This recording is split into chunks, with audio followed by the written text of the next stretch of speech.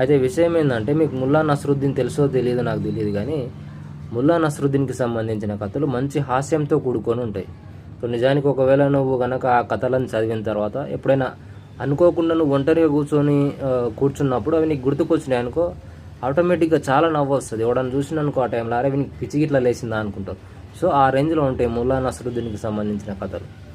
So దానికి సంబంధించి ఇప్పటిదాకా ఒక పుస్తకం చదువుతుంటే నాకు ఇందులో ఒక స్టోరీ కనిపించింది ముల్లా నసరుద్దీన్కి సంబంధించి.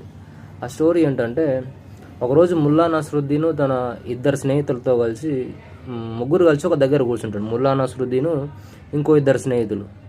సో వాళ్ళు ఒక దగ్గర కూర్చున్న తర్వాత సాధారణంగా దోస్తులంతా ఒక కాడ కూర్చుంటే ఏమవుతుంది, అన్ని పనికిరాని ముచ్చట్లు, పిచ్చాపాటి ముచ్చట్లు పెడతా ఉంటాం. సో అరే అప్పుడు అట్లా అయింది కదా, ఇప్పుడు ఇట్లా అయింది కదా అని.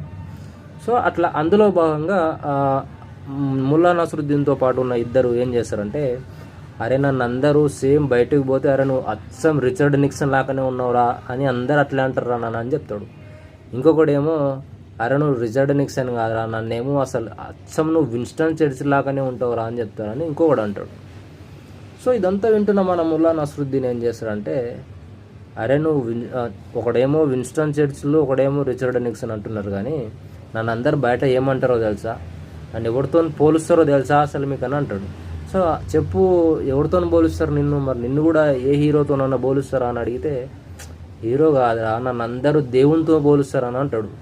దేవునితో పోలుస్తారా, అది ఎట్లా అని అంటే, అప్పుడు మన ముల్లా నసరుద్దీన్ ఏం చెప్తాడంటే, అరే నేను మొన్న 4వ సారి జైలుకి పోయినా కదా. సో అట్లా 4వ సారి జైలుకి పోయినప్పుడు అక్కడ ఉన్న జైలు అధికారి ఏం చెప్పిందంటే, అరే దేవుడా నువ్వు మళ్ళొచ్చిన వారా అని అన్నాడు రా. సో అప్పటి నుంచి నాకు అర్థమైపోయింది, నన్ను అందరు దేవునితో పోలుస్తున్నారని అర్థమైపోయిందని అంటాడు. సో ఇట్లా ఈ రేంజ్లో ఉంటాయి ముల్లా నసరుద్దీన్ కథలు.